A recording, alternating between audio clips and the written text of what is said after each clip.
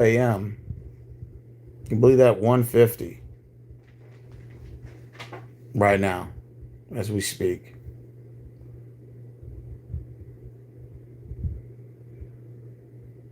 Marvin, so I can tell this is gonna be a good video. Nah, it's gonna be good. I'm not gonna be here on here all night. I'll speak my piece and be done with it.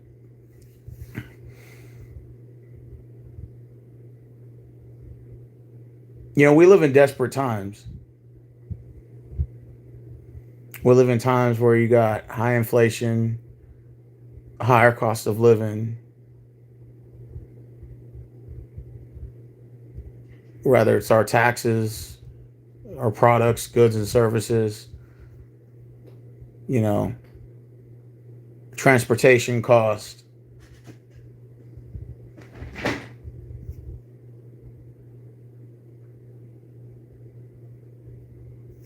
Food, water, essentials, bills. Um, so people are struggling. I get that. I had a message from a guy earlier. You know, he's a friend of mine. You know, cool dude. Not gonna trash him. We've been friends for some time, and he had asked me. He said, "Hey, hey Rose." I said, "Yeah, what's up, man?" He said, "Man, can you spot me $20? Because I gotta take Uber to get to work, and I'll pay you back the next day." And I was like, no. And the reason why I said that is because he's been notorious for asking money for so long. And I already know if he, you know, most people that say, "Can you let me borrow $20?" It's metaphoric for saying, "I'm not going to pay you back. I'm never going to pay you back." Because I've done this before where I've loaned people money and they've never paid me back, which I don't really give a shit because this is like $20, $10 here. But it's just a principle. Like whenever somebody says, "Can I borrow money?" It's almost 95% guaranteed they're never going to pay you back. So you just forget it. Like you might as well just say, "You know what, man, I feel more comfortable just you saying, 'Hey, can you give me $20?' Than as opposed to you saying, 'Hey, can you loan me 20?' Because loaning is implying I'm going to pay you back. But I already know you're not going to pay me back." I see you, Shady Guy. I see you in the comments. And so I already know you're not going to pay me back. So I say, okay, if that's the case, I'd rather you just say, "Hey, just give me $20. And so I told him, I'm not, I'm not going to give you any money, and I'm not obligated to. So I guess he got pissed and he responded, um, "I should let your ass get beat." So I sat and I read that again. I'm like, did he just tell me he was gonna whoop my ass? So I responded and I said, "Are you making threats? Because that's what it sounds like." And then I put, "I'm not financially responsible to give you any money, and I don't have to give you any if I don't want to." And I told him also, number two, do you talk to other people like this when you ask them for money?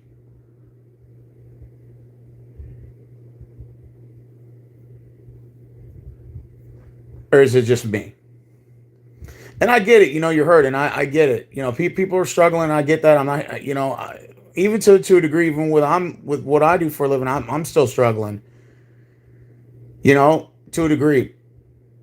And but like to sit there and say you're gonna kick my ass because I didn't give you $20, bro. Oh, for real?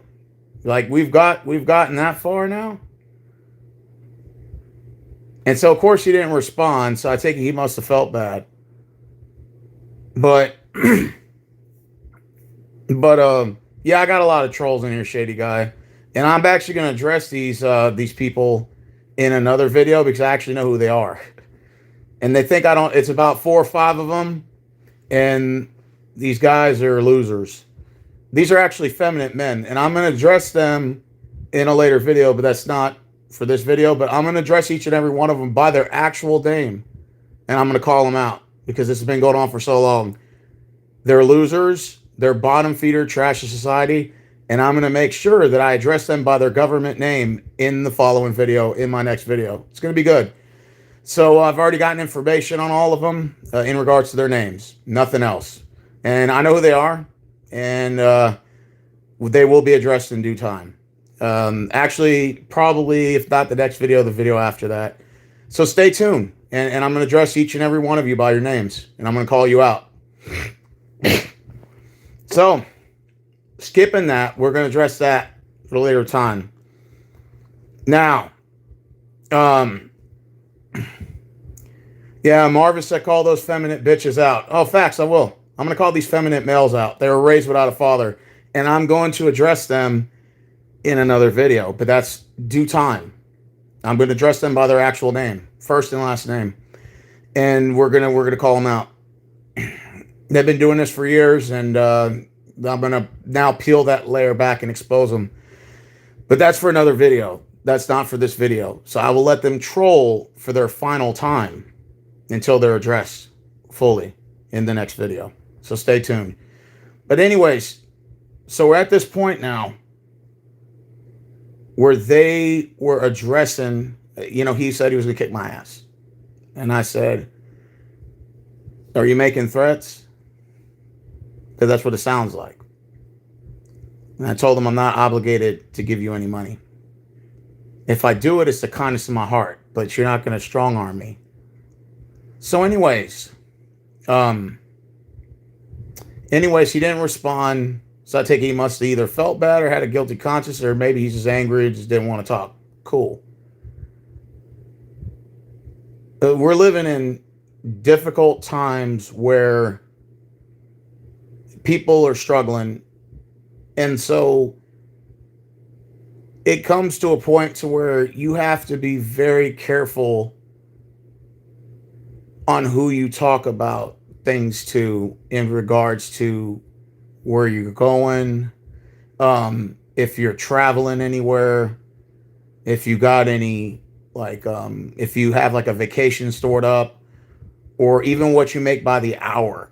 I noticed that if, most people, you think it's a casual conversation, it's no big deal, we're just talking Friday nights.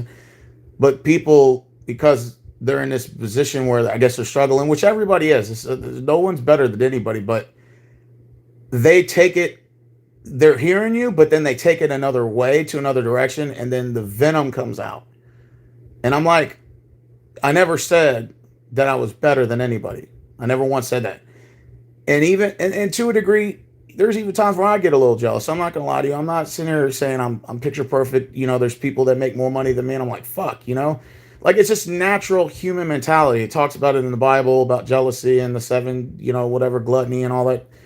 I get it. I'm no Bible scholar, but it discusses that briefly in the book. And I get it. It's a human element.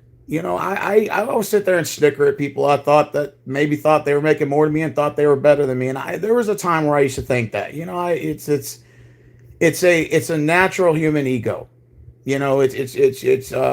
It's natural to be jealous. There's nothing wrong with that. It's just, if you're not careful, it can blind you at the same time if you allow it to, because it can take you off your mission to become the person you want to become later in life or in the current life. And it's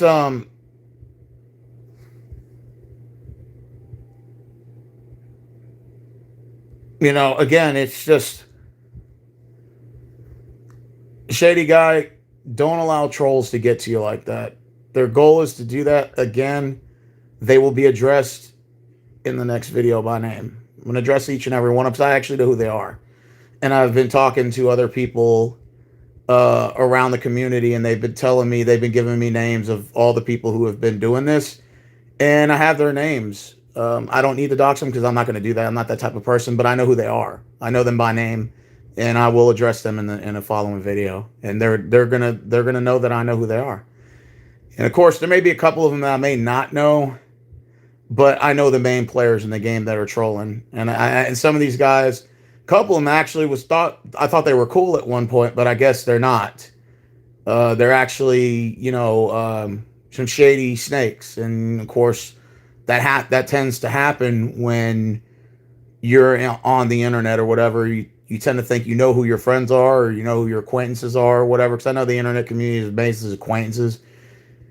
And then sometimes you think you're cool with certain individuals, and then come to find out they're part of that, and they're going to get called out. It's just it's going to be for a video that's going to be tributed towards these individuals, and they will be addressed in due time by their actual name. So they can hide behind the sock accounts all they want to, but when I actually call them by their name out, they can sit there and have 20 sock accounts. It doesn't matter, because when I address them by their actual name, the layer is peeled back off the sock accounts. Now you don't.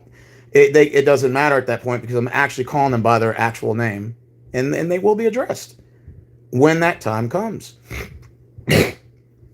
And like I said, some of them I don't like. There's a couple of them that I'm cool with, and they kind of betrayed me, and I'm gonna call them out, and that will come for the video. And so the you trolls that are watching, just know I know who you are, and I'm going to address you when the due time is correct. I already know your names and why, and I'm going to call you by your name, and then I'm going to address you and tell you what I think about you. And that's it. And we're going to go from there. It's going to be a beautiful live stream. So just when you guys think that you're out of the run-in and you're hiding because you're cowards, hiding behind your stock accounts, just understand that I know who you are. It's just a matter of time of how to address it. And I will hold you accountable, because I'm going to call you out by your name on this live stream. Not this one, but in due time. And that day will come. That day will come.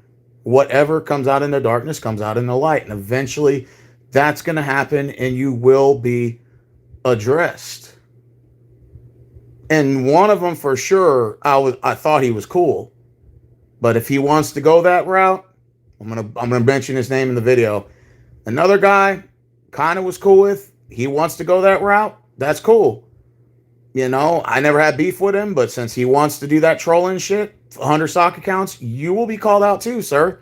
And anyone else that is part of that, if I find out in my next stream, before my next couple streams, you will be addressed.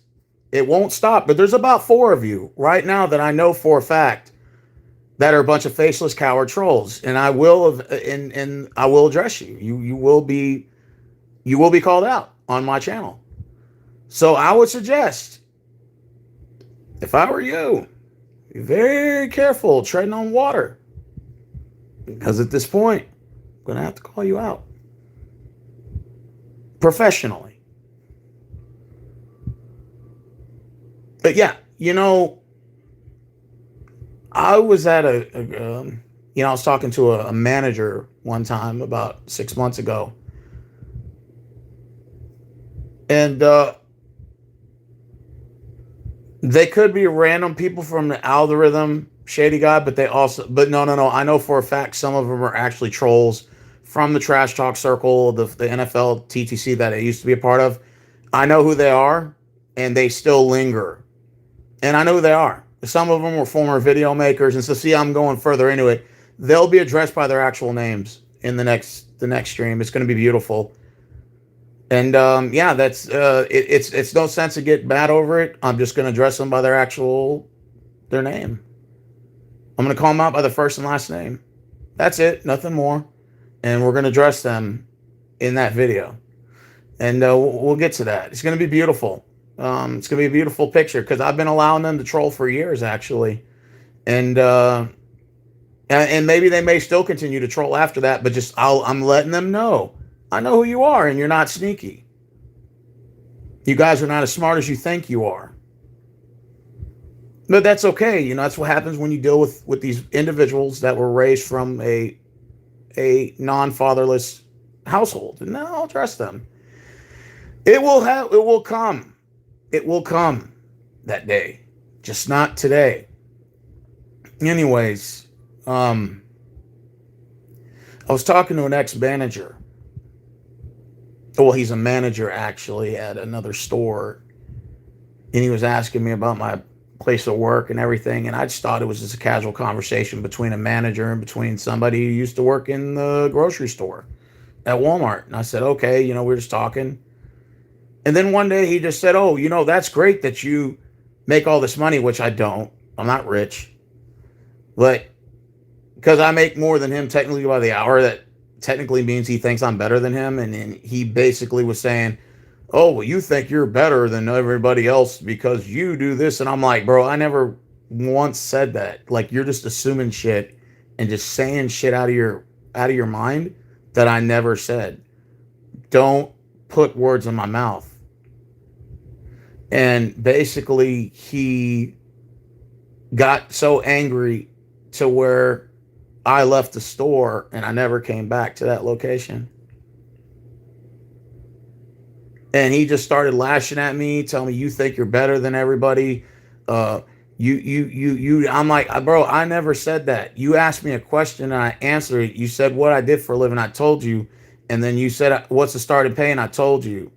And I said it without throwing anything in your face. You just took it upon yourself to assume that I was having a conversation. I just said, bro, don't take it out on me. I'm like, I mean, maybe they're underpaying him as a manager where he's working at, and maybe that may be the case, but don't take it out on me, bro. I didn't say nothing to you, and it's just, you have to be careful about who you discuss your finances with. I noticed that because people are struggling and they get angry. And it's like, bro, I'm struggling too, just like you are. And they don't want to hear that. They don't want to hear that. They think because you make more by the hour that you think you're better. I'm like, I never once said that. I never once said, "Oh, I think I'm better than you, or better than anyone." You just assume that. And so, the guy that's been asking me for money, it's just he keeps repeatedly asking so much. And I just told him, bro, go ask someone else.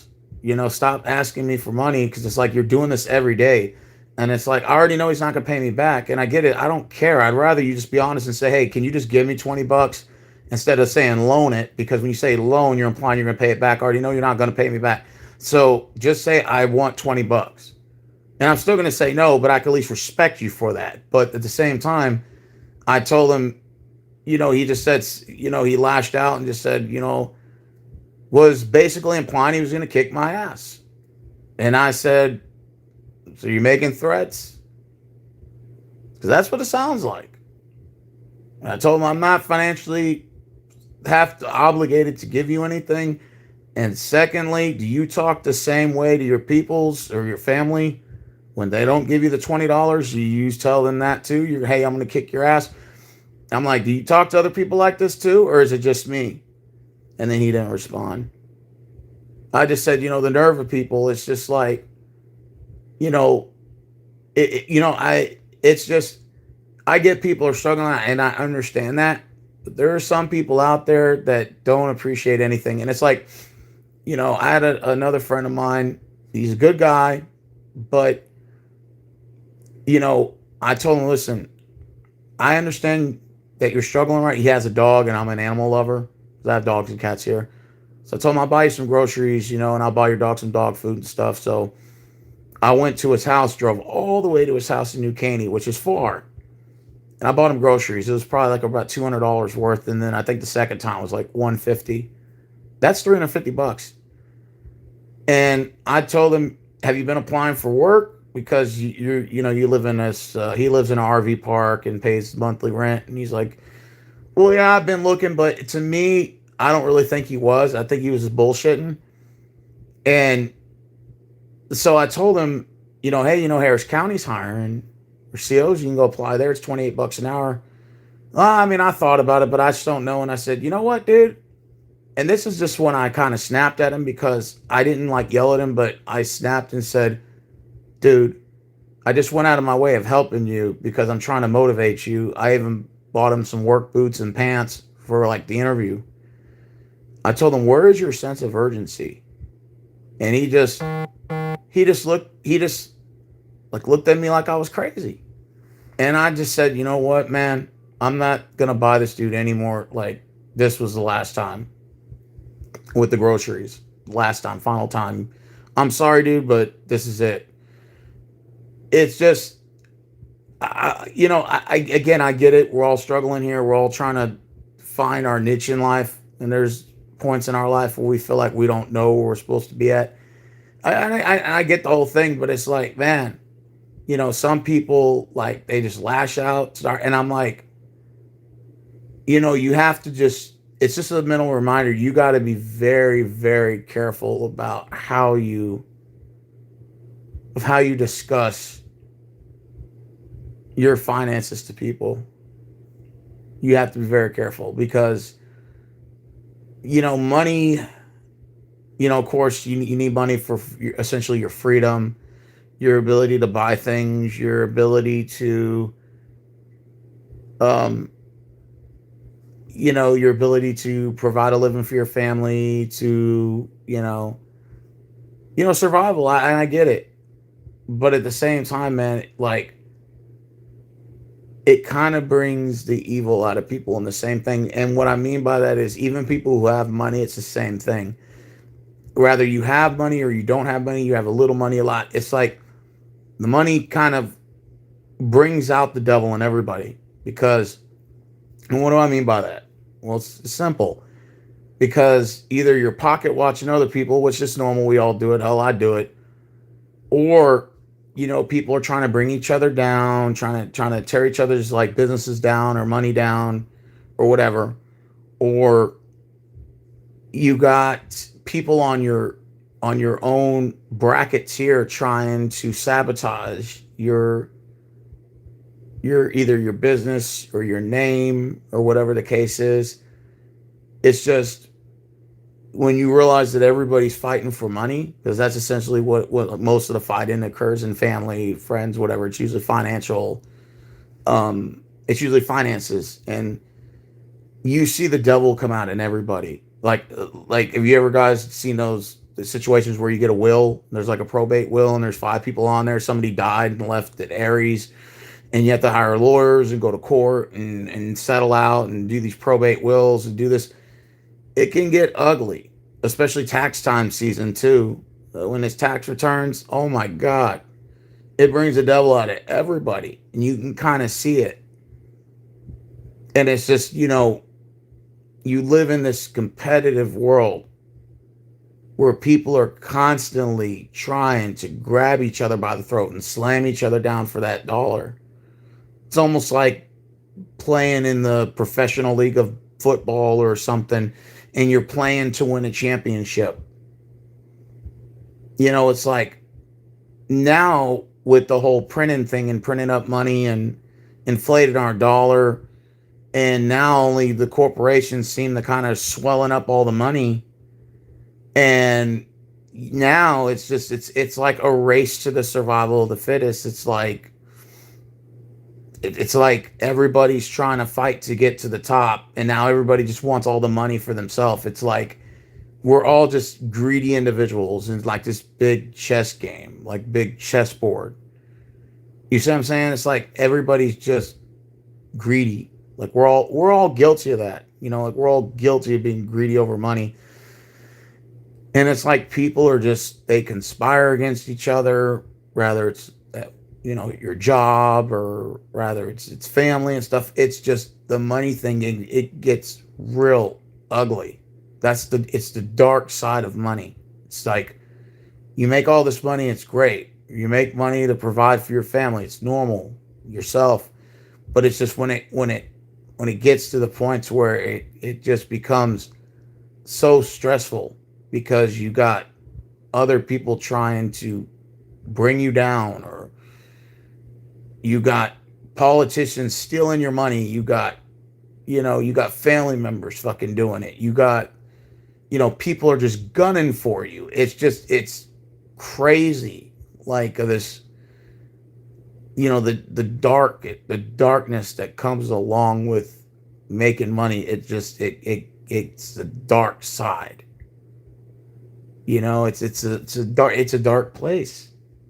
It gets you there mentally, in a dark place. And it's like, I'm not saying, oh, you're saying no one should have a job and no one should work. No, I'm not saying that at all. I'm saying at the end of the day, we all are responsible for our own selves to a degree. And that's true.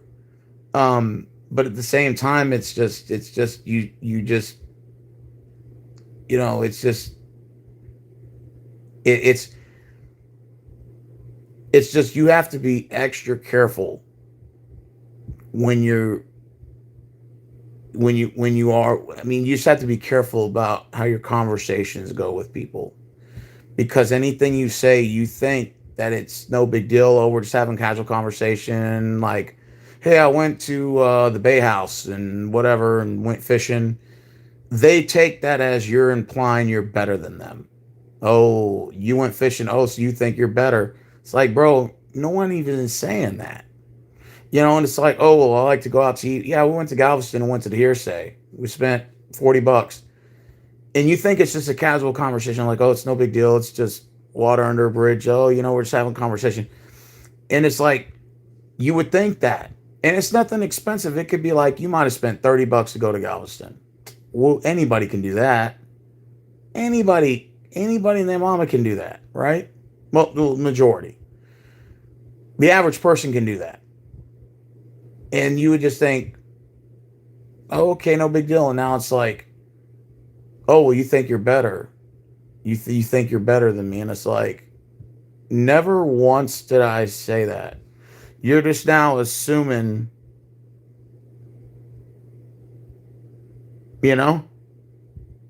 You're just assuming that. It's just,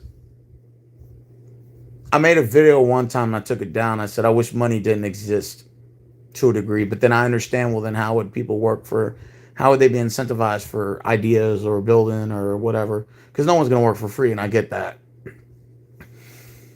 You know, but at the same time, it's just, you see, like, when people think about business or making money, it's like you can really see the evil come out of people. Like, especially like, whether you work a 9 to 5 or whether you own your own business, like, you're constantly having people come gunning for you.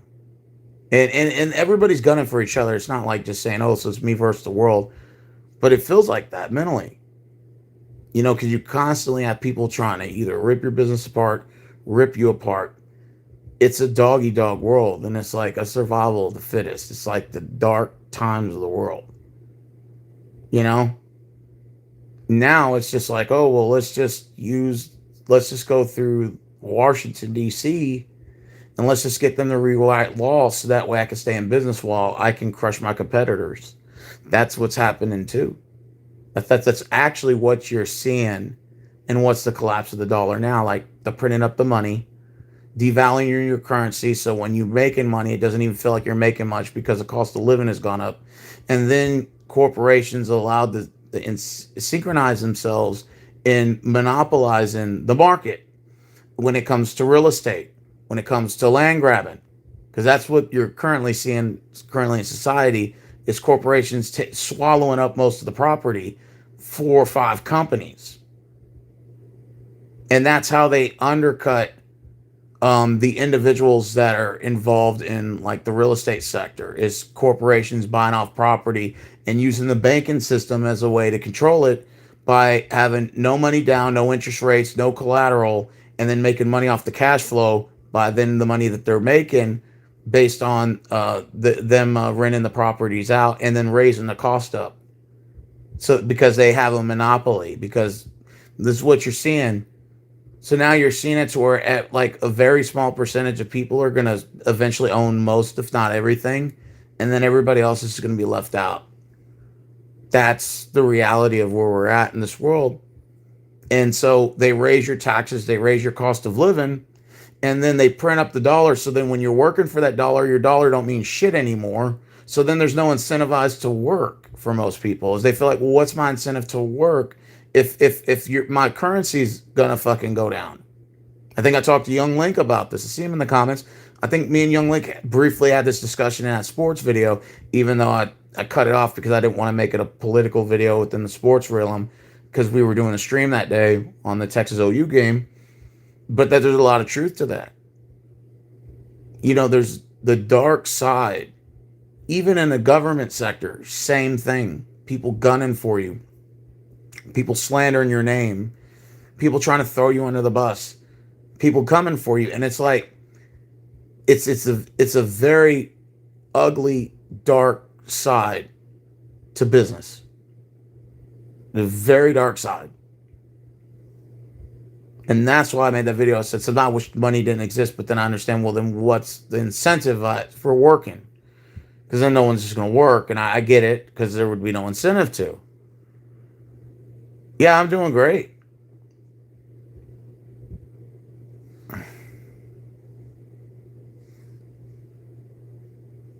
I'm doing great. I'm just saying, money brings out the evil in people. Like, sometimes you have to be very careful about discussing your finances. Marvin said, yeah, absolutely. I agree. That is true.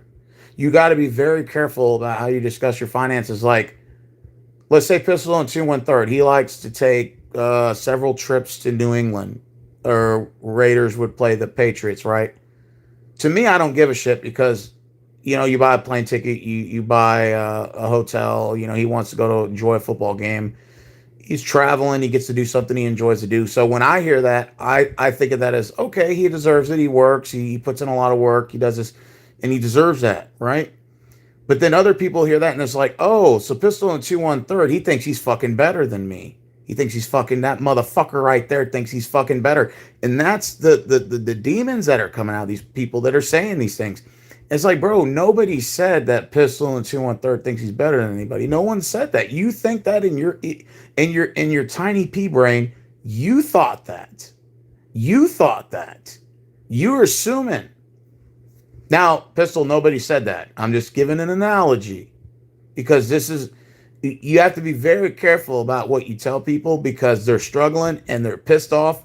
And I'm not like saying that in a bad way, because I know how it feels. I'm still struggling myself, but people don't know how to interpret that. They think, you automatically think, oh, I'm better than you. You're saying you're better than me now. Motherfucker, I never said that. I never once said that. You're just assuming shit now. Jared Johnson, thank you. I agree. In fact, dude, I never once said that. And it's just, and then I had a buddy of mine that thought was kind of cool. I mean, and I know I understand he's struggling. I get it. He doesn't have a car. He has a criminal record. And so it's hard for him to get a job. I get that. So just because somebody lashes out on me doesn't mean I'm going to lash out at them back, because I don't believe in two wrongs make a right. But that also doesn't give you a right to talk shit either. And I told him, because he was implying he was going to kick my ass over $20. I'm like, bro, are you threatening me? That sounds like a threat, bro. And he was like, yeah, obviously he didn't respond, but on Facebook you can tell somebody read the message, because their icon will drop down to the message. So I know he read it. And I said, I'm not obligated to give you anything. And do you talk like this to your family when you ask them for $20? Like, do you tell your mom and dad you're going to kick their ass because they didn't give you $20? Or is this just me? Is it just me because of my charismatic personality? No, because you have a criminal record doesn't make you a bad person. It just sometimes it limits your ability to find certain jobs, and I get it. Maybe, I'm not saying you can't get a job with a criminal record. Still, there's people with a criminal record and they'll make more money than I do. But I'm just implying that you don't have a vehicle, you have kind of a record. It's going to be a little bit of a challenge. Not saying you can't get a job. I'm saying it's going to be a challenge. You're going to face some roadblocks unless you get to know people. That's why networking is so important in this world, is who you know, not necessarily all what you have. I make more money than if I would have my college degree. My college degree don't mean shit, but that's another topic in discussion. But I make more money than I would have made my college degree would have paid me. I'm just saying. All I'm implying is that, when it comes to money in general, whether you have money or you don't have money, you have a little bit of money, or rather you interpret on what you think the right amount of money is, you see the demons come out of people. In the business world, you see people come out of this at your job. In certain cases, you see the demons come out of people. And it's I'm not saying it's bad. Jealousy is a normal thing. There's times I've gotten jealous. The only thing that really pisses me off is people who have a lot of money and they bolster and brag about it online with content makers. And they'll say you're a peasant, you're a brokey, you're poor. You'll like, I think somebody doing that is it would be no different than a guy asking me for $20 and saying I'm going to kick your ass because you didn't give me 20. Those two individuals are in the same criteria, despite the fact that one's struggling for money while one has a lot of money. Because even with people who have a lot of money, you still see the demons come out of them because they exercise themselves in some sort of platform or pedestal to say, I'm going to use my platform to say, I'm better than you. You're a peasant. You'll never be nothing. You'll always envy me. And I think that that's wrong as well. It sends a wrong message. It sends a wrong message. Like you see Andrew Tate do that all the time. All these guys that have all this money. And you see the demons come out of them. Now, yes, they have a lot of money. Yes, they have the ability to travel. Yes. But they do it in a manner that's dehumanizing people instead of encouraging people to build on themselves and become a better version of themselves, and encourage them to do it by not calling them a fucking peasant or saying you're poor, you're a brokey, you'll never be nothing. That's just wrong. It sends a wrong message. And we have seen an internet full of these individuals now that want to be like Andrew Tate, and they want to remind you that you're a nobody while they're somebody. And maybe there are some content makers that are not that way. They're just real arrogant, but they're not really dehumanizing. That's another issue, another topic of discussion. But you see a lot of people that they want to be the next Andrew Tate, and they just go on the internet just saying, you're a peasant, you'll never be nothing.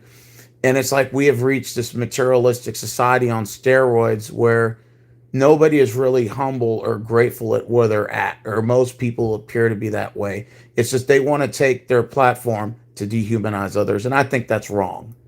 But then again, what do I know? What do I know? Why money is even relevant? Well, I mean, when the dollar devalues, and we tend to lose money. It's what do you think's going to happen? Yeah, we're going to lose. The dollar devalues. You're looking at a collapse of society, but then you're going to have to go to digital currency. What I believe is once the economy collapses in regards to the dollar, the really powerful rich are going to put the oligarchs are going to transfer their money to digital currency, so they'll be rich in the digital currency era. That's what I predict is going to happen. I think that these corporations know the economy is going to fail. I think the oligarchs know the economy. I think people in the bottom know it's going to fail. It's just a matter of when the dollar will collapse. It's not a matter of if, it's a matter of when. It could be 2027, it could be 2030, but it's going to happen. It's right around the corner. And I think now people are trying to garnish whatever money they can and then transfer it to digital currency when it crashes. That's my prediction. That's where I think we're headed to. Cashless society, automation, robots doing our jobs, flushing out 80% of the market, blah, blah, blah, blah. Corporation takeover, BlackRock, Vanguard, while they taking over the real estate market. This is what you're seeing. Possible World War III, and we haven't even gotten into that portion of the conversation yet. That's a whole other topic of discussion with the possibility of China, US, and Russia going to war. That's very imminent.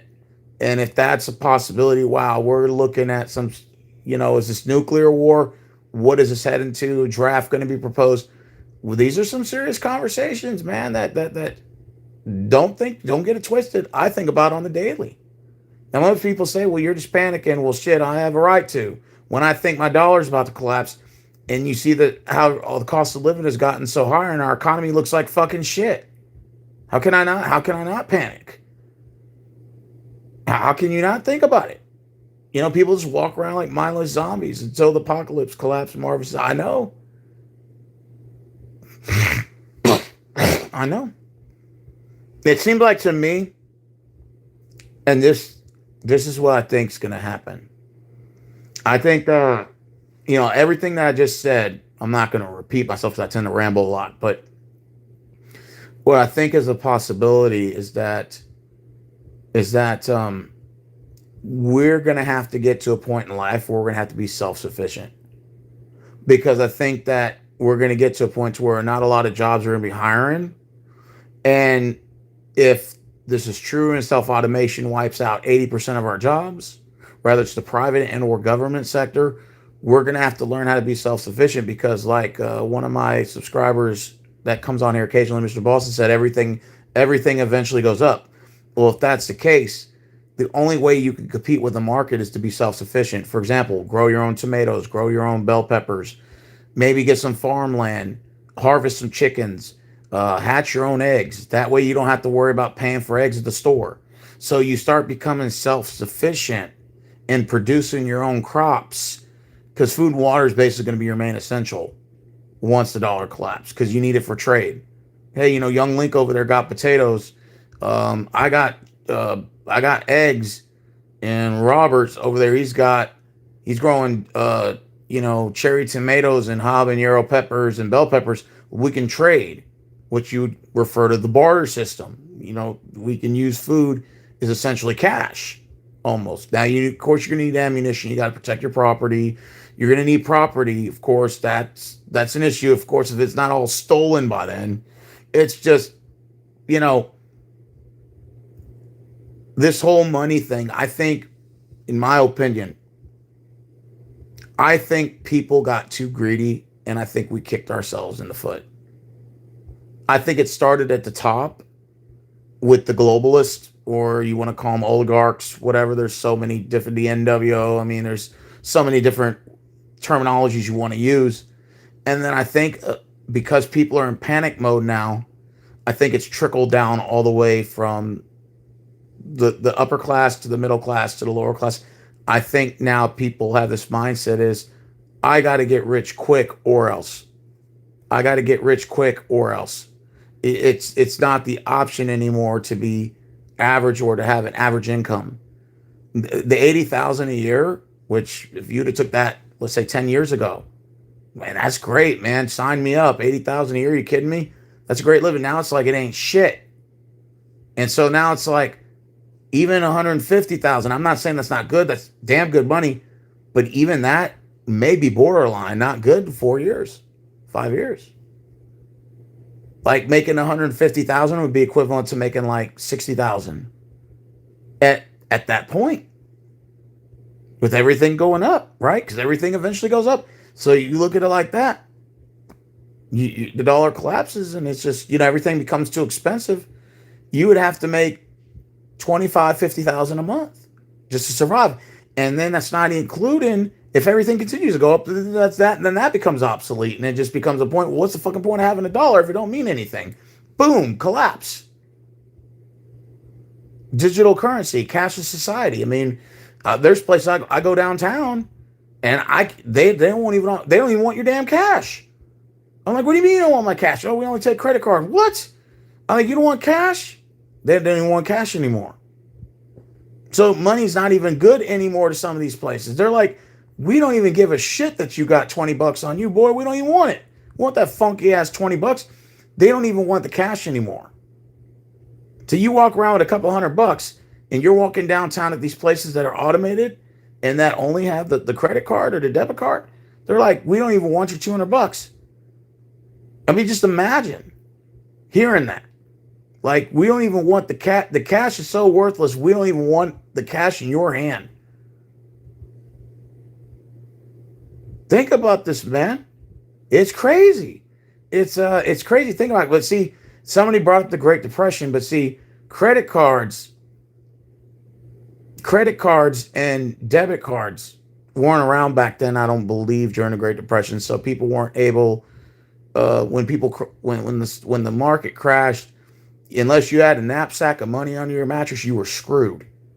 And now, what essentially kind of saves us from these mini recessions or depression or recession, all these different terminologies from the 80s all the way to the current state, what protected people from completely going starving was people revert to their credit cards. It was the same thing during COVID. You shut that down, you got your credit card, and people were living off their credit card. Well, so you can only do that for so long. And so then they say, well, let's print up the money and let's send those checks that Donald Trump signed. Sorry I had to bring him up. But Donald Trump signed the first one. Biden signed the second two. Got you. They're both equally responsible. Got you. Got you. They both agreed for the shutdown. Cool. So the right is controlled opposition. Exactly. Exactly. So when they signed those checks and told everyone to stay at home, Trump, Biden, and they said to stay at home, guess what? That screwed us. That screwed the economy. And most of these companies that were mid-tier out of business. Oh, no, not good enough. Let's shut it down again. Trump shut it down the first time. Let's shut that down. Shut businesses down. And then Biden comes in. Oh, no, Trump, you were right. We're going to shut that down too. Boom, shut the business down again. Most of these people couldn't survive 2 shutdowns, so they had to close up. Most mom and pop places closed. Guess who still survived? Amazon, Walmart, Apple. I mean, I can go through a list of other companies, but I'm just giving you some of the big fish because they could survive a shutdown. They don't care. They're just sitting on billions and multi-billions of dollars. But any mid-tier mom and pop place is completely gone. There's no such thing as the trickle-down effect. You hear from the right-wing party a lot is they say, well, the trickle-down effect has always worked. I'm like, yeah, 30 years ago. Not now. When most of mom and pop places close and the tax is extremely high, how the hell does let the market determine its value? How the fuck does the market determine its value if all the businesses are closed except for large corporations? How do you explain that in 2025? You can't explain that. And then Democrats, well, there's nothing wrong with printing up more stimulus money. And it's like, yeah, well, you can keep doing that, but it just lowers the currency of the dollar, and then all the money just trickles its way up and goes back to these corporations. Lobbyists, kickbacks, all this shit, man, it's trash. The only thing I'm jealous about is when I feel like people are stealing money. But then if you come to think about it, that's really what our society is. Maybe we just never really thought about it. If you think about it, I think now it's a lot worse than what it was back then. I think people have gotten too greedy, and I think it just fucked us. I think, we just gotten so obsessed and wanted to own everything. And I think we just, I'm not suggesting socialism. I'm just saying that I think people just got too greedy. I think it started at the top and it's trickled its way to the bottom. And I think that's what you're kind of seeing now in society with, our products looking bad. The economy looks like shit. Food tastes horrible. Your electronics are constantly going out. There's so many recalls on all the new vehicles, parts or whatever. Companies are cutting corners. People are cutting corners. To me, it's really hard finding an honest business today. It really is. I'm not saying they don't exist. They're just hard to find because I think people now are in panic mode. They're cutting corners, trying to swell up as much money so that when this crash happens, they'll be okay. I can survive. I'm going to transfer to digital currency. And that's my prediction. That's what I think you're seeing here. So people say, well, you think you know everything. What do you think's happening in the economy? I said, I'm telling you what's happening. They're just swelling up everything and going by every means necessary to swell up the money and try to transfer to digital currency. When this thing crashes, it's just like who has it and who doesn't. That's really what it's coming down to. And it's going to get to the point to where it may be a small percentage of people that may end up having all the riches. It's a possibility. It's like pirates on a ship. You take the treasure chest and then you and a buddy are like, let's split it. And then behind your head, you're like, wait a minute, I could take this guy and I'll take the whole damn chest. That's what you're seeing in a nutshell on steroids on a global perspective. People just got greedy, and I think it killed us. It just tore us up inside. Now reverting back to this video, man, I have no problem with people being successful or making more money than me.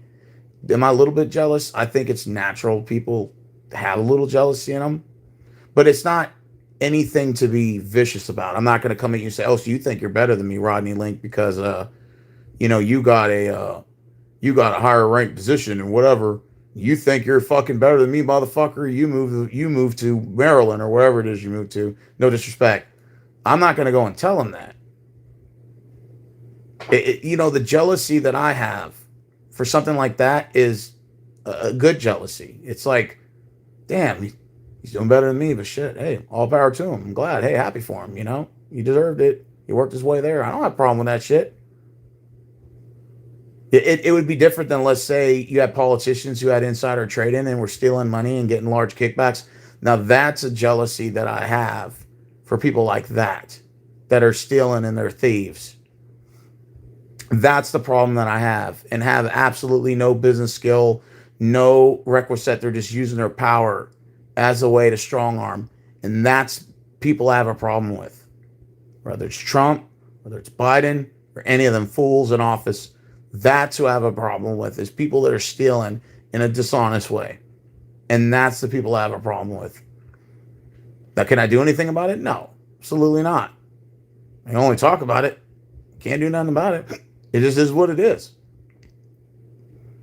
But I don't have a problem with people who are successful in life. There's nothing wrong with that. And, you know, people, like, one thing, I had a friend of mine, he told me, and, you know, he's a multimillionaire, a buddy of mine, and he inherited some money from his dad passing away. It's cool, no worries. And he said, you know, he was telling me about, you know, his finances and everything, and he's well off. He's a multimillionaire. I'm jealous of that, but in a good way, right? But I'm happy for him. He said, you know what, Rose, one thing I like about you, not to toot my own horn here, is he said, I feel like I can talk to you about anything and you don't really have an issue with it. And I said, what do you mean by that? And he's like, well, because, you know, I talk about my finances to other people and they give me a tongue lashing or they react very aggressive or viciously. And I said, yeah, that's because they're probably most likely struggling. I get that. But shit, at the time when he was telling me I was fucking struggling, I was working for fucking $14 an hour, $13 an hour. And I still didn't take it personal. I just told him, you know, I don't, you know, it doesn't affect me the same way it would affect somebody else because I don't take it personal like that. Why am I going to make you feel bad about what you make? It would be different if, let's say, he was saying, like, if he called me a peasant or saying I was poor or saying you know, I'm better than you, then I would respond and say, so what makes you think these things? Oh, because I'm better than you. I'm like, really? So you make more money than me? Great. I'm happy for you. So what's up with all this shit you're talking right now? Like, what's good? You know, then we can have a conversation based on that. Say, hey, I don't mind you making more money, but you don't got to slap me in the face in the process. But if he wants to have a simple conversation and it's a casual conversation with respect amongst each other, I have no issue with that. But when you got people that want to rub it in your face, like you see a lot of these content makers do, like Andrew Tate and all them, yeah, they got some serious personality issues. Yeah, and Marvin, I agree, they do.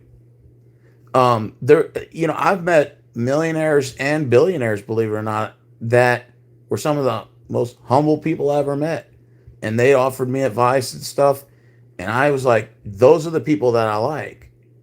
You know, I like those type of people. You know, you know, because at the end of the day, you know, I realized that no one's going to hold my hand in life, and I have to make my own decisions. I have to better myself because no one else is going to do it. And I think that applies to everybody in the room, and that's fair to say. Because no matter what, I can see her bitch, whatever. I still have to make moves for my own, my own life, my own world. Because if not, no one else will do it. And that's the reality of what the world is. That's always the way it's been, and that's okay. I don't have a problem with that. You know, but it's just when it comes to like even little things, like if Pistol was to say, you know, like he could tell me, hey, I'm going to Vegas, go watch a Raiders game. I don't have a problem with that. That's cool. Hey, man, have fun. Yeah, I'm taking a vacation for a week. Hey, man, go have fun, man. Take some pictures, facts if you can. I don't have an issue with that. You know, but some other people, they take that the wrong way. They're like, oh, so Pistol and 2-1-3rd, he thinks he's fucking, that motherfucker thinks he's fucking better. I'm like, dude, nobody said that. He just said that he was going to a Raiders game. What the fuck is the big deal? It's not even that expensive, you know, to go. The plane ticket probably costs more than the actual game ticket, you know. Stadium price is a little expensive, but I mean, it's not nothing the average person can't do. And I think it's just people, they just take it the wrong way. It's just that's why you have to be very careful.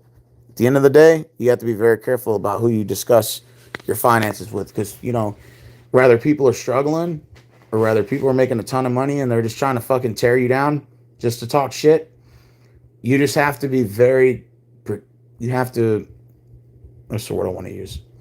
You have to be very careful on who you talk to about your finances. Because I'm telling you, man, it's just, you know, you see the evil come out of people.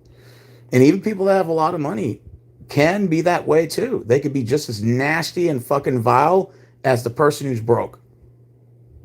You know, because a lot of people have this conception that, oh, because, you know, people are vile and nasty because they're struggling.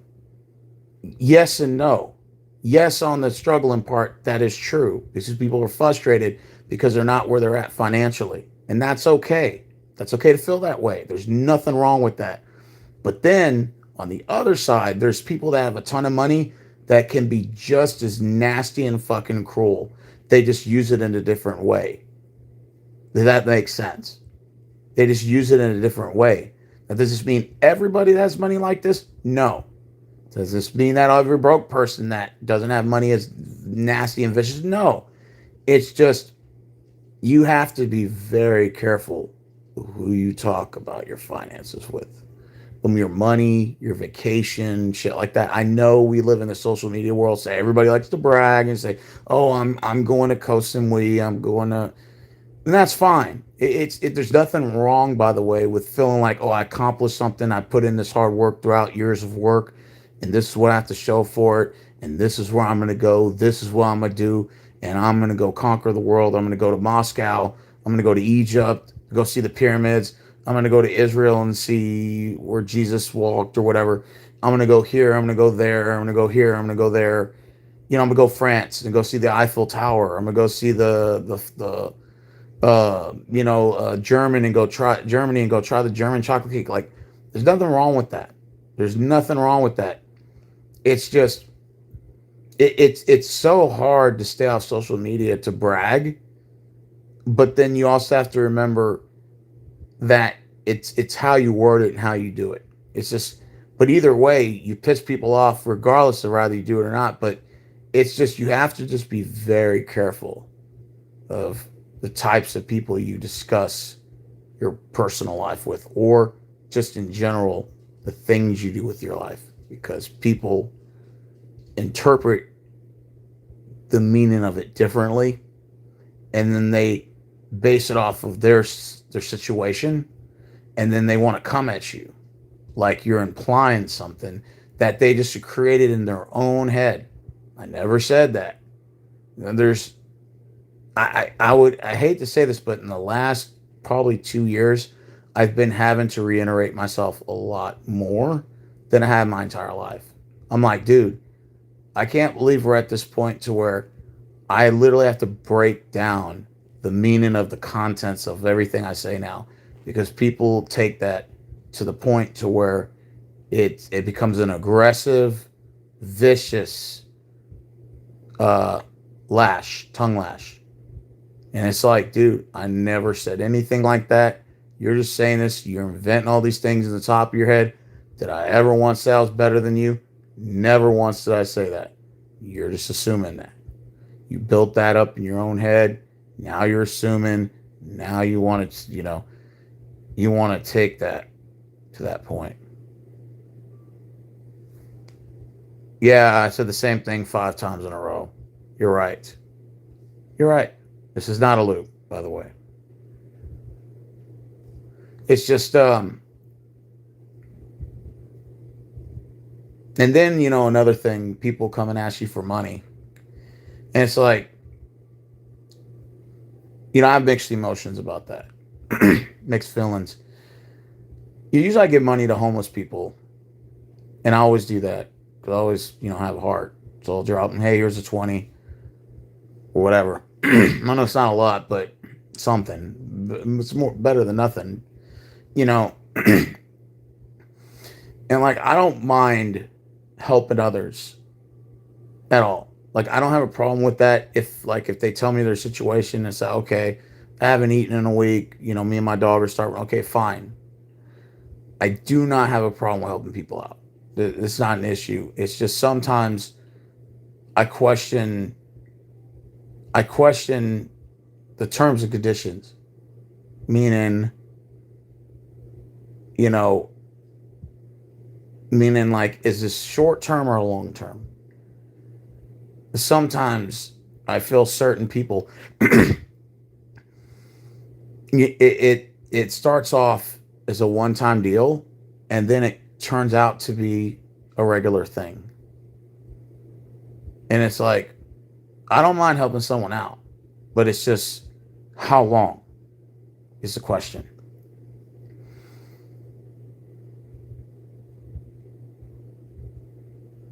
That's just how I kind of look at it. Because when I was flat broke and I got fired, when I got fired from my job, right, at Walmart, I had to get up and forced to look for other work because that's what you have to do. I'm like, okay, fine, I got to find another job. Bet. And I didn't ask anybody for money. Like, hey man, give me $100. Hey, you give me 300. I got these bills coming up. No, I knew that I had to pay them. So I'm like, I need to go apply for work. So I got up, started applying for jobs. Had a couple interviews, got turned down, and then that's when I got my first gig in security. So I was like, okay, cool. So I got like the security experience to work in security, and that was fun. Didn't really pay a lot, but it was a decent job. Got me in the door, and then now I got a good job. But just the point that I'm implying is that I understood that it was no one else's responsibility to pay my bills. I'm like, I have to get up and find another job. Like, I can't just, I could cry about it, but they ain't going to get me nowhere because no one's answering. Because at the end of the day, you only have yourself. It's just the reality of what it is. It is what it is. It's just, unless you won the lottery, you can win the lottery, and, that would be great. If you do, split some with me. But, until that day happens, we all have to put in our part, and we all have to, be a little bit more responsible with our own lives. It is what it is. That's just, that's just the way it is. And that's for everyone. It's just, when it comes to money, man, you see the demons come out of everybody, from rich to poor to middle income. You see the evilness come out of everybody, like the demons, the dark side. And it's like, now that I realize that I'm older now, and that especially during COVID, the last 5 years, and you see the economy looks like shit, you kind of see more demonic ways of the circulation of money than you did before COVID. Now it's like, maybe it's always been this way and we just didn't know. Maybe that it just wasn't this way. It just wasn't as bad. And people just got too greedy and just kept sticking their hand in the cookie jar. Now it's like the layers are peeled back, and it's like, now it's like the survival of the fittest. And it's just,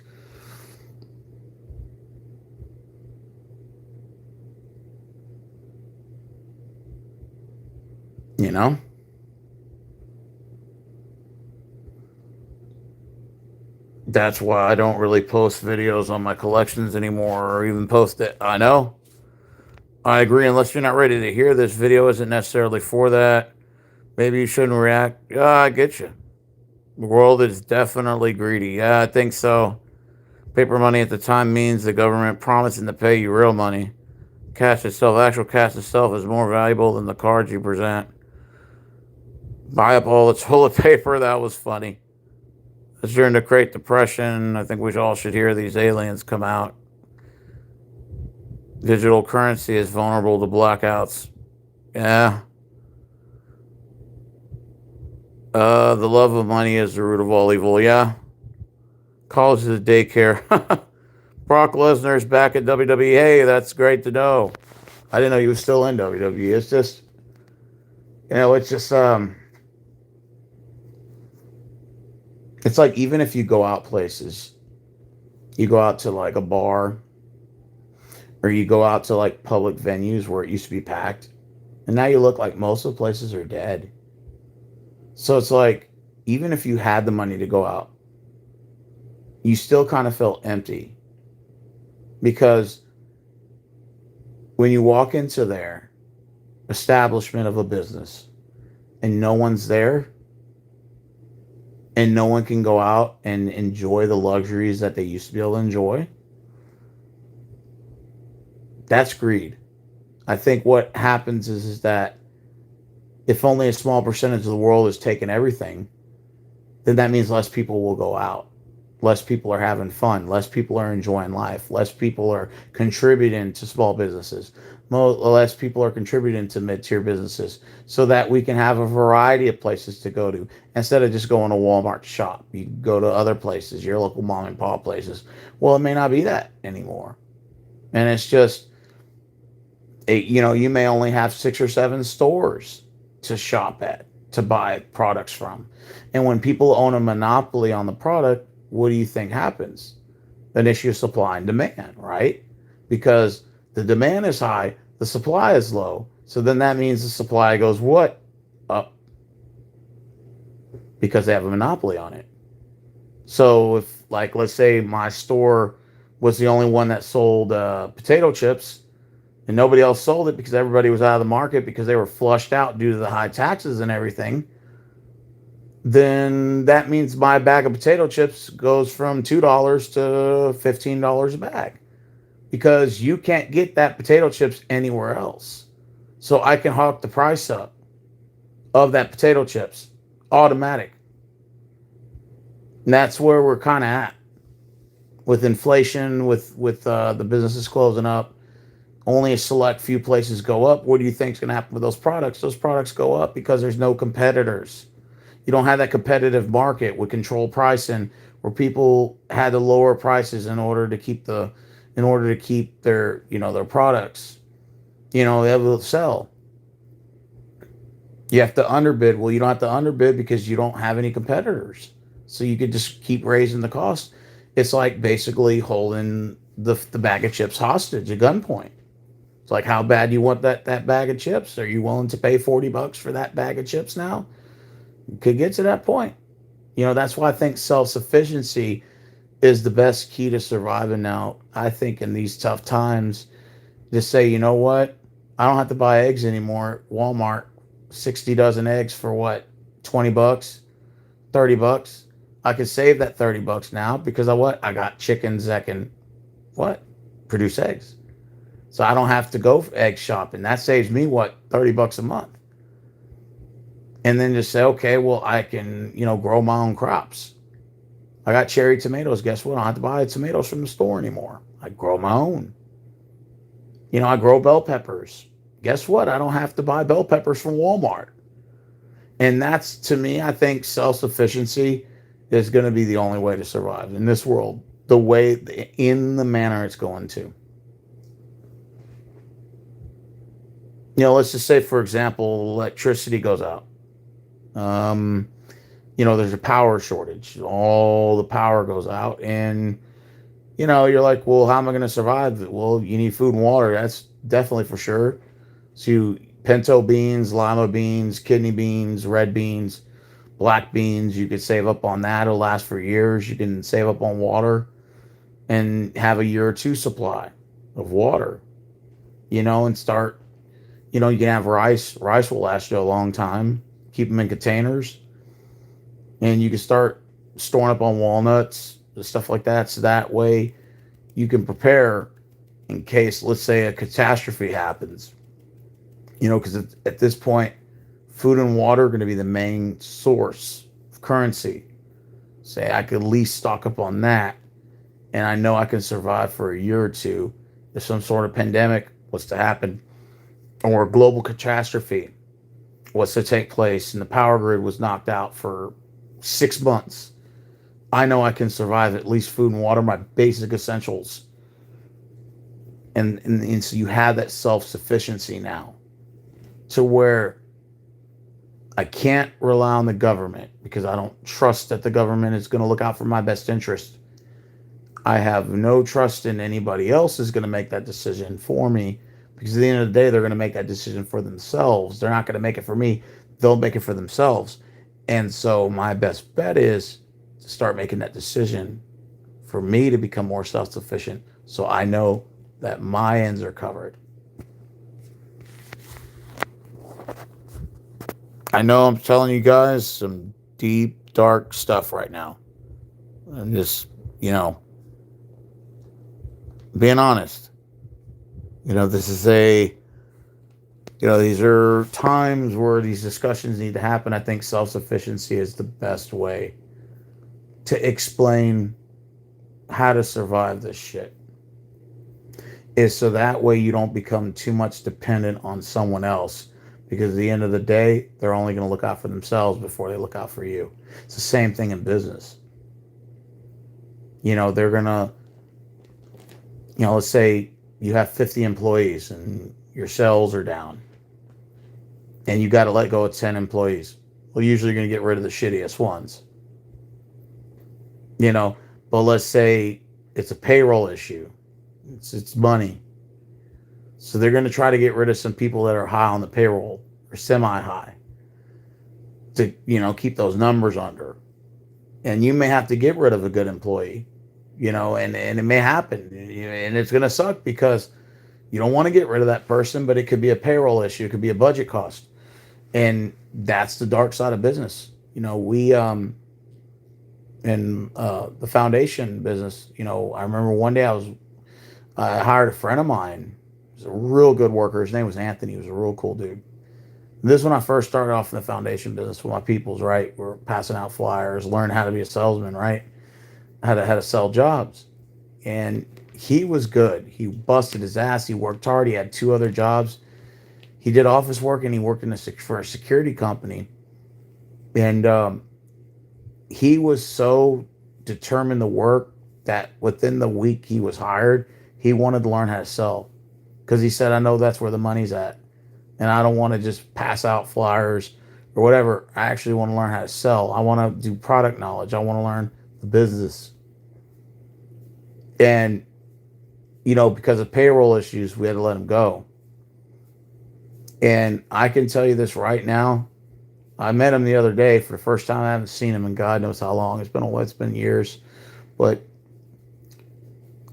he has his own security company and makes like 6 figures, if not more. And let's just say I couldn't afford him. I asked him, would you ever come back to sell a couple jobs here there? He said, Steve, I'm going to be honest with you, I don't think y'all could afford me. And I was like, wow. Happy for him. I wish him the best success. And he was determined and he was willing to learn and he was a hard worker and it paid off. He's more successful than I'll ever be, probably. And that's the side of business. That's just another side of business. It's business at the end of the day. And I respect him for that. When you become self-sufficient, you can tell other people to fuck off gracefully. And that's the reality of it. You can say, hey, I'm good. I can cover my own. I don't need you anymore. Okay, fine, cool. That's just business. It's nothing personal.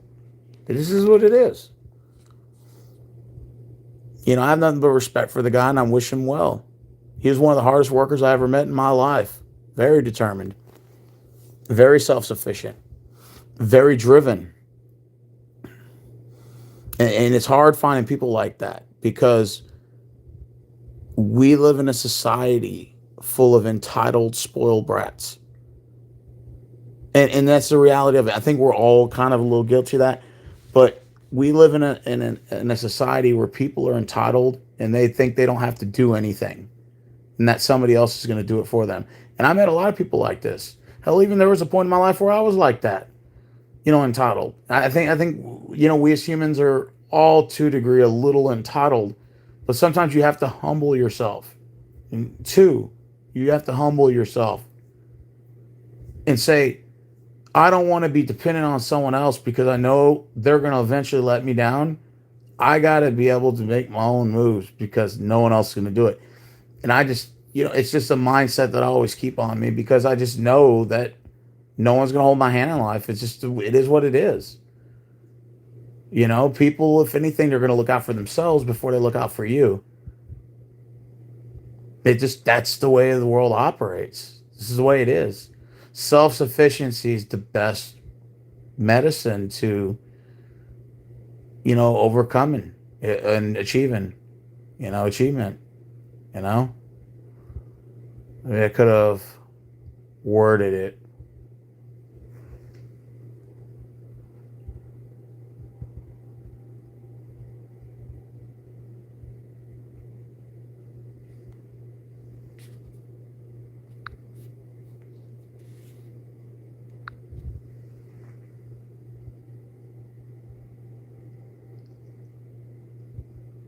I'm trying to think of what else I wanted to say.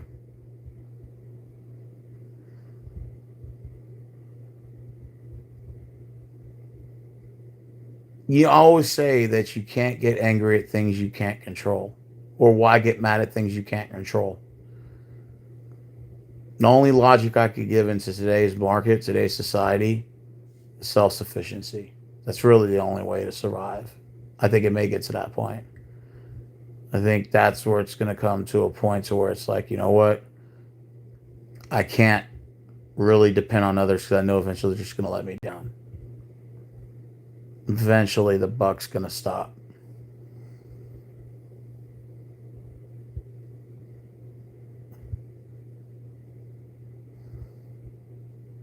I think greed killed this country. I think greed killed us eventually. I think greed killed people. Greed destroyed us, man.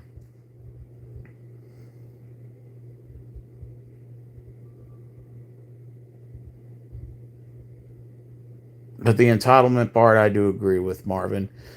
I think that we do live in a society full of entitled people. They think that they either don't have to do anything, somebody else is going to do it for them, or they think they're too good to do anything, or they're just entitled. They don't want to like put in any work, but they want the job title, but they don't want the responsibilities that come with that job.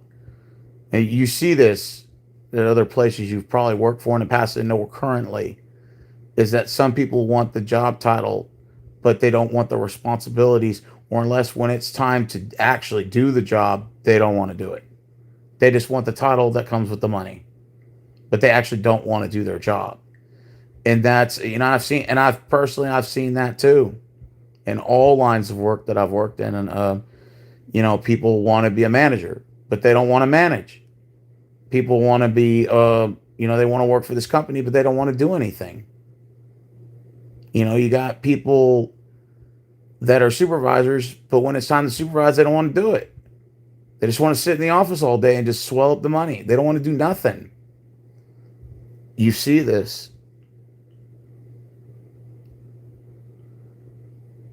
Saving 30K at 35, good. That's actually not bad. That's actually not that bad. Just more than me. You got more money than I do. Saved up.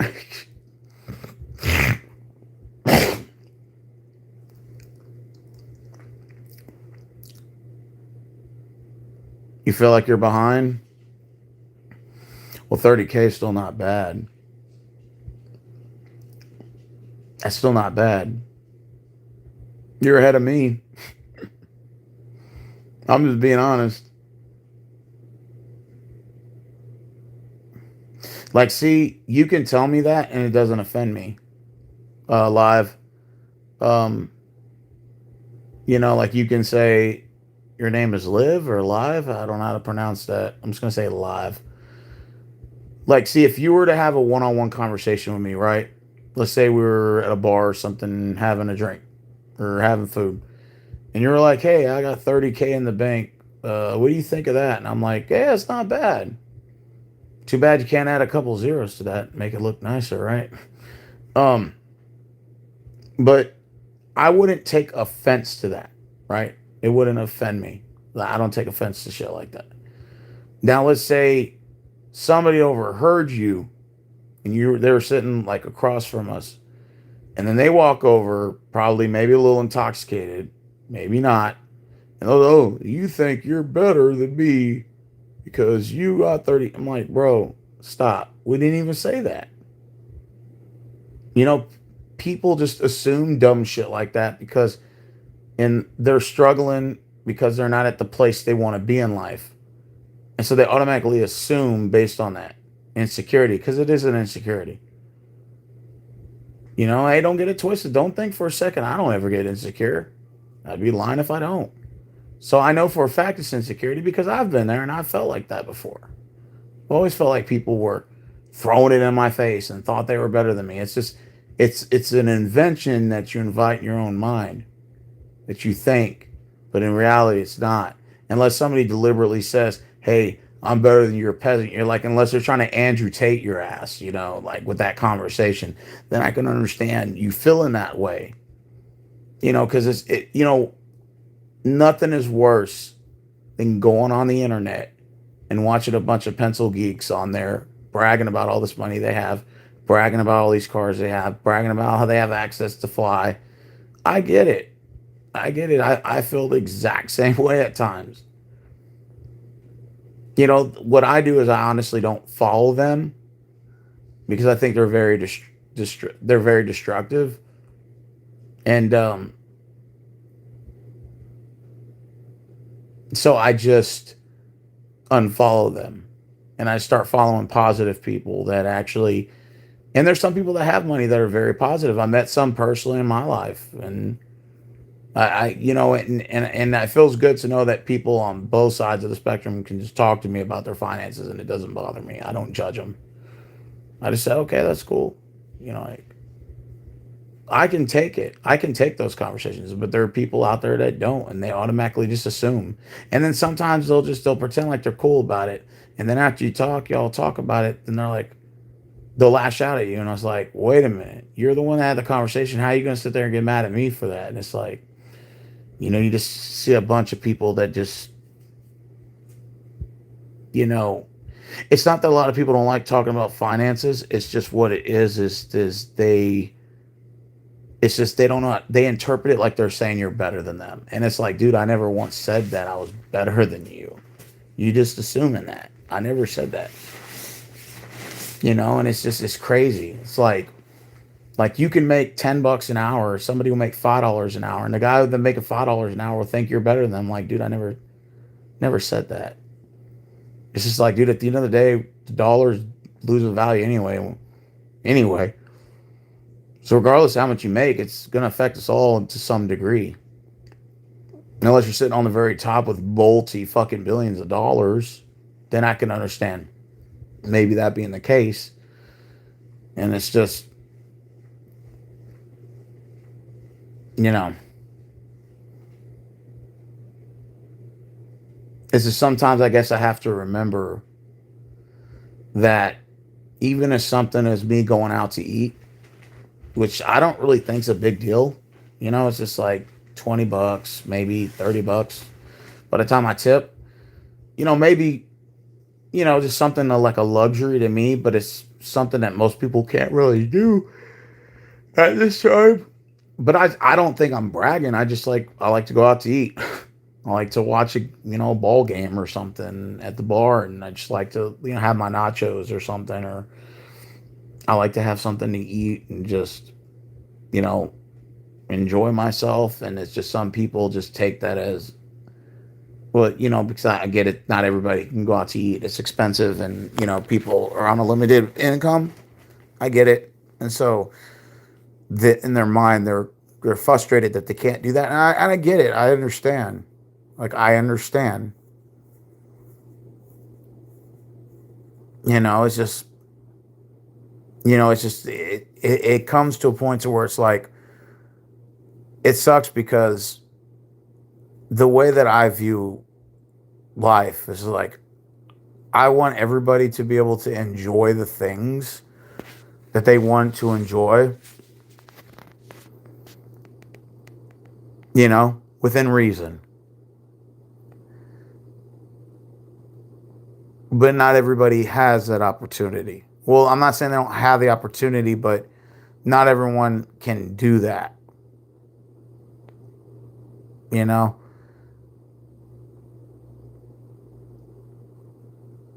I mean, it gets like, I guess it just kind of gets, you know, I guess a little frustrating. Is that even like the simplest things in life that you want to go do, not everybody could do that. But back before 2020, when the cost of living was a lot cheaper or whatever, it was a lot more funner to do things because it was cheap to do. It was fun to go out. You had all these luxuries. You can go out to eat. You can, go out to go play miniature golf, putt putt. Hell, you can even go to a movie theater and somewhat enjoy the movies, or you go to a ball game for a cheap price. It was a lot cheaper. It was a lot more simpler. You know, I'm not saying things weren't as expensive, but they weren't that bad as you see now. And it's like, it was easier, it was funner to go out and have fun and have those luxuries to go out to eat. It was cheap and fun. And now it's like, it's expensive and the quality is not as good. And there's not as many people, so the place looks dead. Nobody can go out and do these things. And so now people are frustrated, they're angry. And so now you're the results, with the high and inflated taxes, the higher cost of living, inflation, goods and services going up, quality of service going down, quantity going down. And so people get frustrated. And that's where the lashing comes out at. So I can kind of empathize with people, even though I don't think it's the solution you should have. It's the mindset you should have. It's the attitude you should have. No, I don't agree with that. But I have empathy towards people. That's why when my friend was telling me he was going to kick my ass, I know he didn't mean it. He said it out of anger and frustration because of the situation. And I knew it right away, and I had empathy towards him. All I said was, it sounds like you're threatening me. It's what it kind of comes off as. Or no, I said, is that a threat? Kind of sounds like it. I put it, I'm not obligated to give you anything. And then I put, do you talk to your parents? Your mom and your dad? Do you talk to your cousins or whoever you ask money for other than me? Do you do the same thing to them? Do you threaten to kick their ass too if they don't give you the $20? So I reversed it, or what they call an Uno reverse card, and I put the Uno reverse card and made him question, is your behavior right now relevant? Was this the right approach? Was this the right choice for you to sit there and say, I'm going to kick your fucking ass because you didn't give me $20? So I made him question his own mental psyche, his own conscience. And that's why I don't think he responded to me, because I think he felt bad and he didn't know how to say he was sorry, because it's an ego thing. Humans don't like to admit when they're wrong. Hell, I've raised my hand plenty of times for that shit. I don't like to admit when I'm fucking wrong. I always think I'm right, even when I'm wrong. I tell the truth even when I lie. It's the natural ego in humans. We never want to admit when we're wrong. We're egocentric. We're know-it-alls. We're entitled. It's a mindset, and it comes with the fact that we grew up our entire lives in a country that was a first world country. We were, catered to and babied and, spoiled to a certain degree, especially if you have parents that spoiled you. And it's an ego, and eventually, as it comes with age, you kind of grow out of that. You phase out, at least for some people.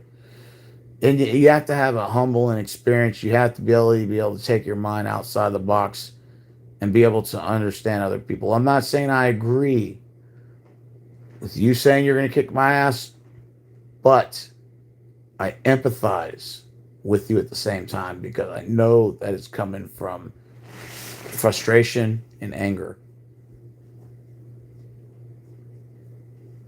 I get it. I get it. There's even times where I still feel that way. I wake up some days feeling shitty, and sometimes I wake up feeling good. Just because it just depends on the day you catch me on. I have constant mood swings. Say, oh, only women have mood swings. No, we all have mood swings. Sometimes I get up, I feel like shit. Sometimes I feel like I get up, feel like $1,000,000. Sometimes I get up, I feel mellow. I got different types of mood shifts. Have I been jealous of other people that made more money than me? Absolutely. To answer that question, yes. Absolutely. But it's not in a bad way. I don't wish them the worst. It's just a natural jealousy that's a good jealousy. It's like, damn, well, maybe there's something I need to do more. Maybe there's a little bit more effort that I could put in on my part, and maybe I can, have that same success this person's having.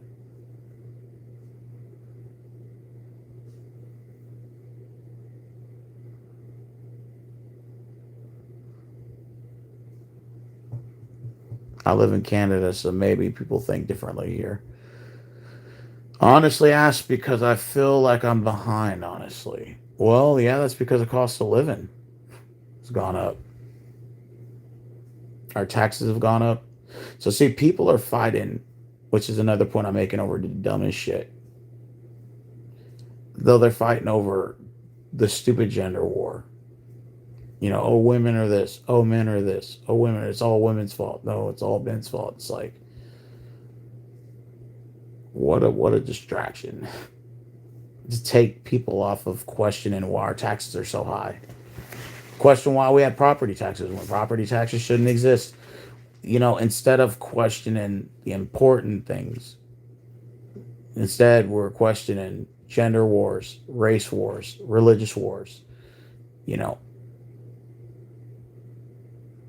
because those are distractions. Race is another one. And it's real easy to get caught up in that shit. It's race war.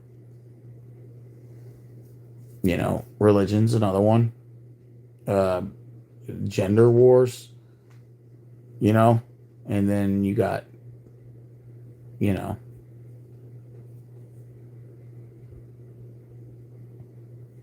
those are all distractions. Instead of us going down and protesting peacefully, saying, hey, let's get rid of these property taxes and let's write some legislation. Because with these distractions, these politicians don't have to write really anything in law or address anything because we would rather argue over why we haven't gone on a date in 5 years. And I used to engage in those talks and I used to do all that shit. And I regretted it. That's one thing I wish in my YouTube career, I wish I would have never got involved in was those stupid gender wars. I regret that now. But it took me a while to see that. It took me a while to realize that that was all distraction. That I should have never got involved in that. It took my mind off the the uh, the goal, the mission, which was why are we questioning race, religion, gender? We all different. We all have different backgrounds. I'm not going to force my beliefs on you, and you don't force your beliefs on me, and we're good. That's how I look at it. Now, we can have a freedom of expression. You can say, no, this is the answer for this, and then my answer may be different than yours, but at the end of the day, you have your opinion, I have mine, and let's keep it moving. How about that? If we can't reach an agreement on anything, we say, you know what? I agree to disagree, and you agree to disagree, and we'll leave it at that. Instead of trying to do this whole bullshit about canceling and all that dumb shit, let's just agree to disagree, and let's just go about our business. Okay, cool. Bet. People don't want to have conversations no more. That is true, Rachel. I agree. People don't know how to have actual dialogue and conversations. The main problem I notice with people, and I'm not perfect, and it's something that I'm still working on to this day, but I think I've kind of improved a little bit, is the ability to listen, to understand versus listening to react, or just listening to listen. So, like I said, when my friend told me he was gonna kick my ass because I didn't give him $20, one would interpret that as in, oh, you're threatening me, you're gonna come pull up, and I'm gonna be ready for you, and you can just talk shit back, right? Because that's just a natural human instinct to do, is to talk shit back, right? But instead, what I did is I had to analyze it and say, okay, well, it sounds like he's having a hard time, and it sounds like he's frustrated, and I can sense that coming from the message. So instead of like reacting and saying, "Oh, well, why don't you pull up? Then I'll teach you a lesson." That doesn't make two wrongs doesn't make a right. The best way to do it is just say, "You know what? I just told him, are you threatening me? That's what it sounds like." And then I put, "I'm not financially obligated to give you anything." And I also told him that, do you talk like this to your family members, your mom, your dad? If they don't give you the $20, do you do you talk like them the same way you just did just now? So you're gonna kick their ass? Is that basically was this really where we're at? And he didn't respond, so I just did the Uno reversal card and made him think about his choice of actions and saying, was this the appropriate response to get from a friend of mine that didn't want to give me the $20? Was this the appropriate reaction? And the answer is no.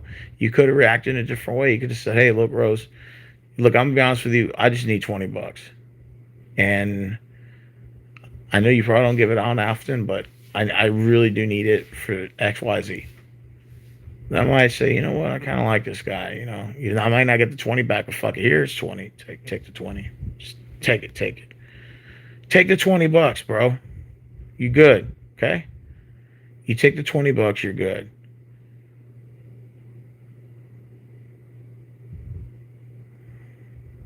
Just take it. Because I know you're not gonna pay me back anyway. That's one pet peeve I have about people. Loan me $20, I'll pay you back, motherfucker. You know damn well you're not gonna pay me back $20, bro. Stop. I hate it. Just bothers me so much when people say, "Can I borrow $20? Can I borrow $30?" I'm like, bro, you're not gonna pay me back. Well, how do you know that? Because everybody says that shit. That's just the lamest shit to say, people. That a loan is like, if you get a loan for a bank, right? And you don't pay them back, then yeah, they could, you have something up for collateral. Or if not, they'll take the property or whatever they may be able to take from you legally.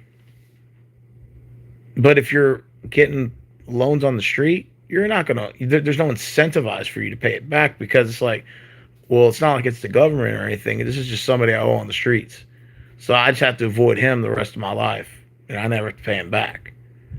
It's sort of like how people know that they're not penalized for not paying a friend back. You're not penalized for not paying your mom back or your dad back. You're not penalized for that. No one's gonna come knocking on your damn door. Not the government's not going to come knocking on your door, but the banks are a little different.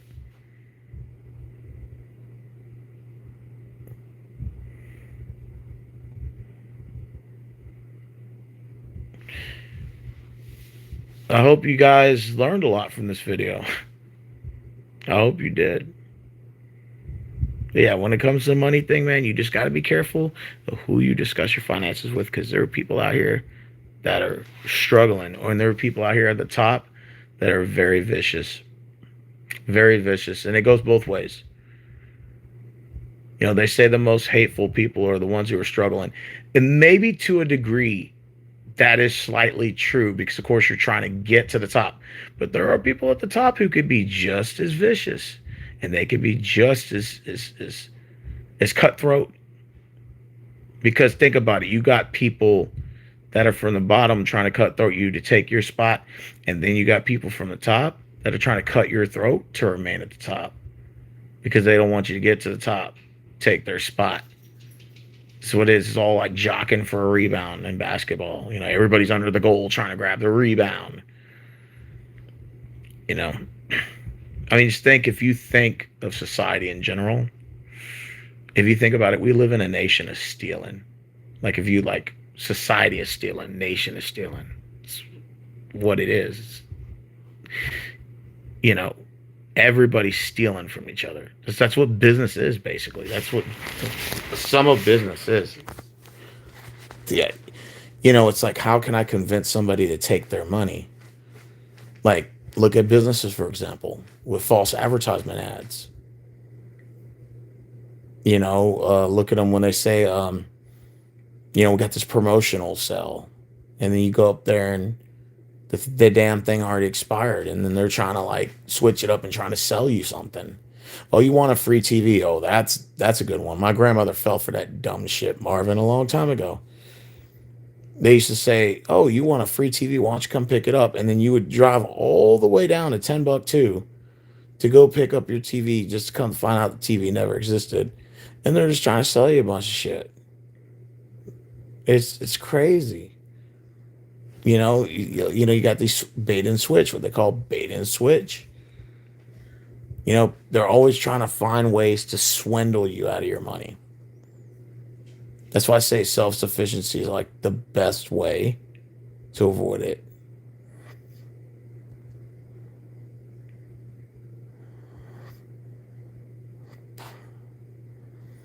That's the dark side of money. It's a very cruel, evil, competitive society when it comes to money. It's just you see the demons come out of everybody. The exorcism, the exorcism. You know, Marvin said you're right about people don't talk anymore, have conversations. Yeah, because we live in a society of people trying to dox each other because you didn't agree with what the person said.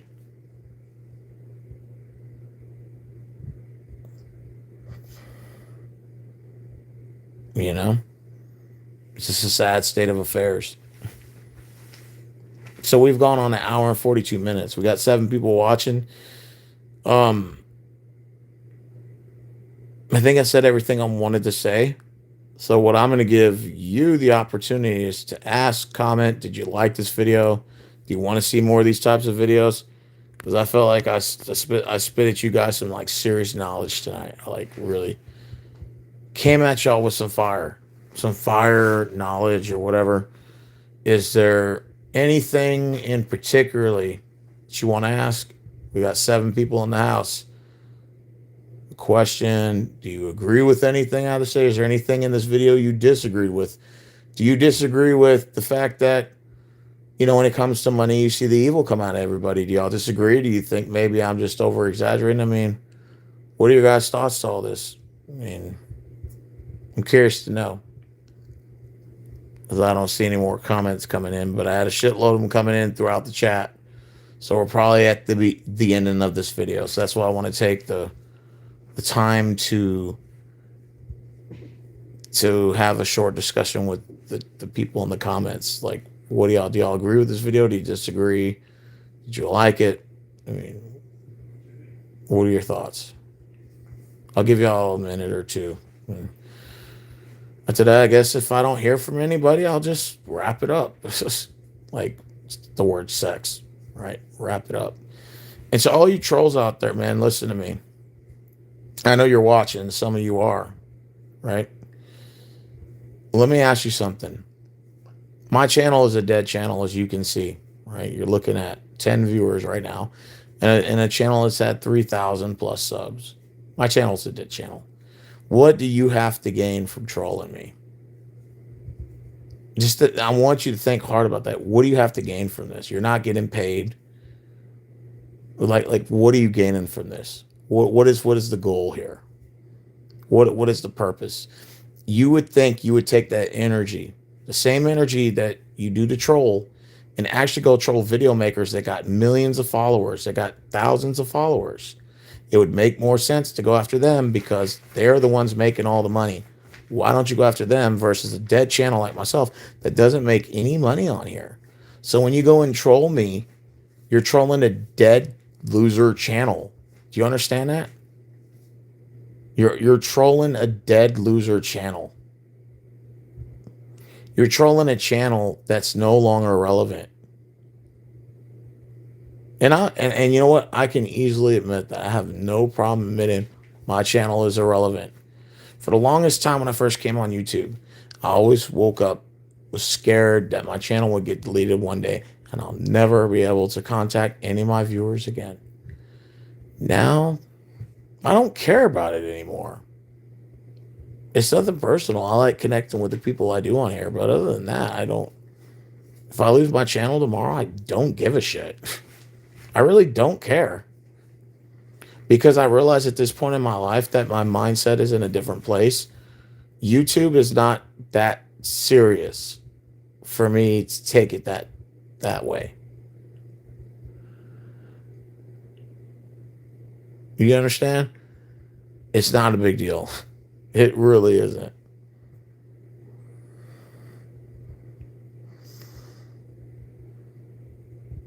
So yeah.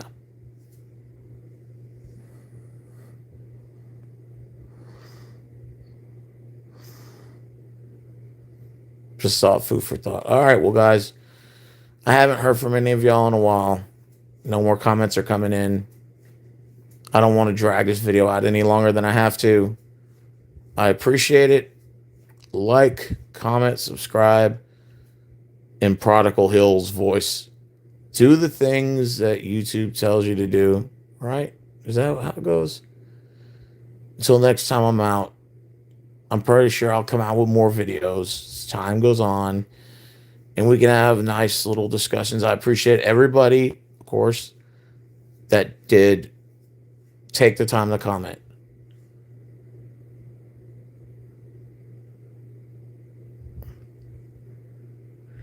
How about envy? You mean like jealousy? I think that jealousy is a natural thing that all of us humans possess. Just don't let it crush you from your pursuance of happiness in life. Because it's real easy to become jealous of people. And it takes the focus off of your path in life because you focus so much on other people that you lose focus on yourself. And a lot of the times people gloat and brag about stuff that doesn't even exist or an over exaggeration. And so sometimes, people like to blow themselves up bigger than what they actually are. And sometimes you have to just, take it with a grain of salt, and just.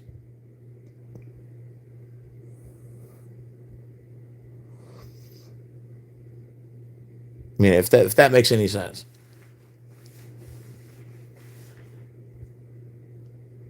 People don't envy me because there's nothing to envy me about. I don't. If you want to envy someone, go envy Andrew Tate or somebody like that, or these politicians that are stealing from us. Those are the people to envy. But little old me with a YouTube channel, a dead channel,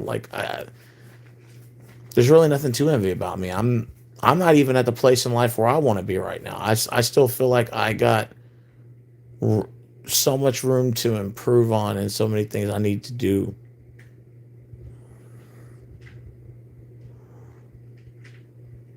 If that makes any sense. I'm nobody to be jealous over. Trust me. I'm nothing for anybody to envy over. There's things about me I need to improve. First of all, I got back pain, lower back pain that sucks ass. Secondly, I need to lose some weight. I need to lose more weight. I need to get back to working out. There's so many things about me that I still need to work on.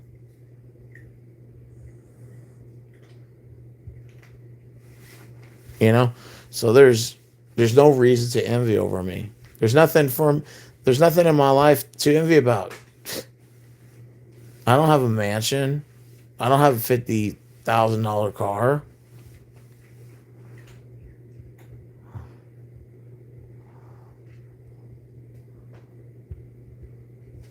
That's all I wanted to say on that. How to combat if someone envies you. Um, I like to listen to people. Like that's just naturally like one gift I think I have. That I love listening.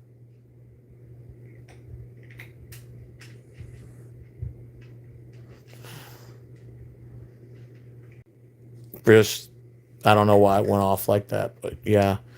Um, I'm nobody to envy over. Shit, if you want to envy somebody, go envy Young Link, man. That dude's successful. That motherfucker just moved from Georgia to Maryland or whatever. But in a good way. I envy Young Link, but that's in a good way. I'm happy for him. Like I'm naturally happy.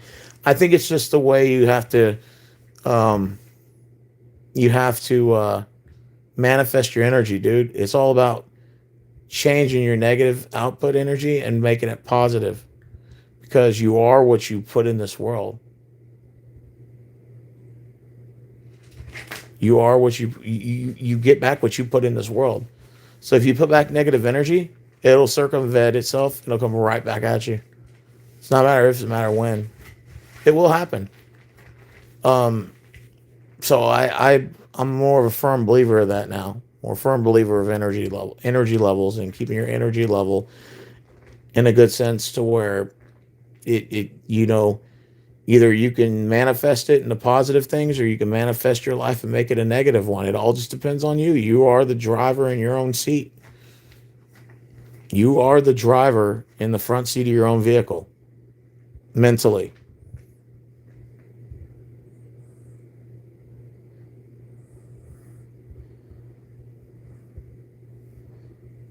If that makes any sense.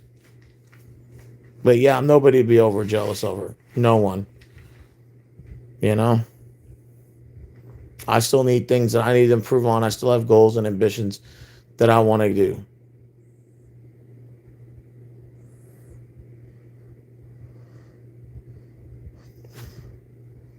If that makes any sense, guys. But anyways, I guess I'm gonna go ahead and head out of here because I'm tired and it's going on 2 hours. So I'm gonna get some sleep. You guys take care, and I will see you in the next video. Y'all take care.